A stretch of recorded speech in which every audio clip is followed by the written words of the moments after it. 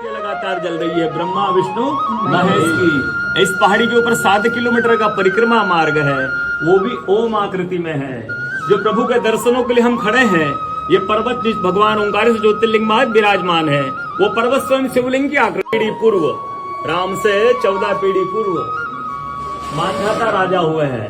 शिव पुराण में उल्लेख है, जिन्होंने मां से ने पिता से जन्म लिया था, उनकी तपस्या से ये शिवलिंग प्रकट में स्थापित लिंग नहीं है। जिस प्रकार आरती करते हैं हम प्रण अक्षर के मध्य, ओम अक्षर के मध्य, यह तीनों एका जय शिव ओंकार, एक शिवलिंग में ब्रह्मा विष्णु महेश निराकार धरती से प्रकट हुए हैं। इसलिए अखंड दीप जो जल रहा है प्राचीन समय से, एक ही दीपक में 3 बातें लगातार जल रही है ब्रह्मा विष्णु महेश की। इस पहाड़ी के ऊपर 7 किलोमीटर का परिक्रमा मार्ग है, वो भी ओम आकृति में है। जो प्रभु के दर्शनों के लिए हम खड़े हैं, ये पर्वत जिस भगवान ओंकारेश्वर ज्योतिर्लिंग में विराजमान है, वो पर्वत स्वयं शिवलिंग की आकृति में है। चारों तरफ नर्मदा मैया जलहरी बनकर बह रही है। पूरे 12 ज्योतिर्लिंगों में शयन आरती होती है, लेकिन बाबा का विश्राम ओंकारेश्वर ज्योतिर्लिंग में है। यहाँ विश्राम करते तो उनके शयन के लिए झूला पलना चौपड़ पासे बिछाए जाते हैं।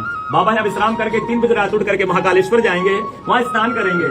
इसलिए वहाँ का भस्म आरती प्रसिद्ध है, यहाँ का शयन आरती प्रसिद्ध है। शिव पुराण में भी कथा आती है, महिलाएं 16 सोमवार व्रत करती है, उसमें भी कथा आती है। क्या कथा आती है? प्रतिदिन भोलेनाथ आते हैं, माँ के साथ विश्राम करके सुबह ब्रह्म मुहूर्त में उठकर चले जाते हैं। एक दिन जब भोले बाबा माँ के साथ पधारते तो माँ पुजारी से पूछती है, पुजारी हमें विश्राम के लिए जा रहे हैं, चौपड़ पासे में किनकी जीत होगी? पुजारी बोलते हैं कि आज भोले बाबा जीतेंगे। ऐसा बोलकर पुजारी घर चले जाते हैं। भोले बाबा माँ विश्राम के लिए चले जाते हैं। सुबह ब्रह्म मुहूर्त में जैसे ही भोले बाबा माँ बाहर निकलते हैं, पुजारी द्वार पर रहते तो माँ पुजारी से पूछती है, पुजारी कल मैंने आपसे पूछा था हमें विश्राम के लिए जा रहे, चौपड़ पासे में किनकी जीत होगी? आपने कहा भोले बाबा जीतेंगे, मैं जीती हूँ। माँ ऐसा बोल करके उनको श्राप देके चली जाती है। उनके तुरंत पश्चात अप्सराएं शिवलिंग पे जल चढ़ाने आती हैं। अप्सराएं पुजारी से पूछती, पुजारी अस्वस्थ क्यों हो गए, आप तो ठीक थे? फिर पुजारी बताते हैं, प्रतिदिन भोले बाबा माँ के साथ विश्राम करके चले जाते थे। कल भोले बाबा माँ के साथ पधारे, माँ ने मुझसे पूछ लिया, पुजारी हम विश्राम के लिए जा रहे, चौपड़ पासे में किनकी जीत होगी? मैंने कहा भोले बाबा जीतेंगे। माँ जीत गई, माँ मुझे श्राप देके चली गई। अप्सरा बोलते चिंता न करो, हम अंदर जाकर शिवलिंग की पूजा करके आते, फिर इसका उपाय बताएंगे।